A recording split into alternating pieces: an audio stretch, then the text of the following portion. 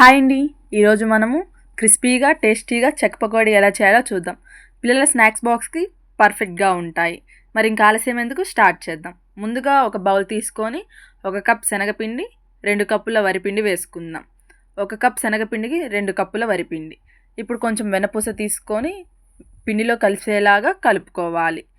వెన్నపూసల్లా పిండికి పట్టేలాగా కలుపుకున్న తర్వాత కొంచెం వాము వేసి పిండిలోకి కలుపుకోవాలి. ఇప్పుడు అదే కొంచెం ఉప్పు, కొంచెం కారం వేసి పిండిలోకి కలుపుకోవాలి. ఇలా పిండల్లా ఒకసారి కలుపుకున్న తర్వాత నీళ్లు పోసుకుంటూ పిండిని ఒక ముద్దలాగా కలుపుకోవాలి. ఇలా పిండిని ఒక ముద్దలాగా కలుపుకున్న తర్వాత ఉప్పు కారం సరిపోయాయో లేదో చూసుకోవాలి. సరిపోతే ఓకే, లేకపోతే మళ్ళీ కొంచెం వేసుకుంటాం.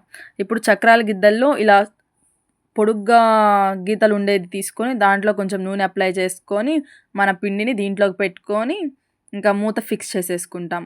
ఆ తర్వాత స్టవ్ ఆన్ చేసి బాండీ పెట్టుకుంటాము. బాండీ హీట్ ఎక్కిన తర్వాత మనకి సరిపోయేంత ఆయిల్ పోసుకుంటాము. ఆయిల్ హీట్ ఎక్కినాక ఇంకా ఆ పిండిని ఇలా ఒత్తేసుకుంటాం.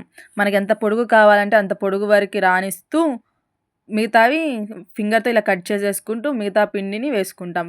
బాండీలోకి ఎంత సరిపోతే అంతవరకు ఒత్తుకొని దూరంగా ఒత్తుకోవాలి, మొత్తం ఒకే చోట కాకుండా.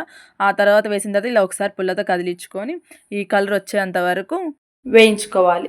అలాగే మిగతా పిండితో కూడా ఇలాగే చేసుకోవాలి. అంతేనండి, ఎంతో ఈజీగా టేస్టీగా క్రిస్పీగా మన చెక్క పకోడీ రెడీ. నచ్చితే లైక్ చేయండి, అదేవిధంగా మన ఛానల్ని సబ్స్క్రైబ్ చేసుకోండి.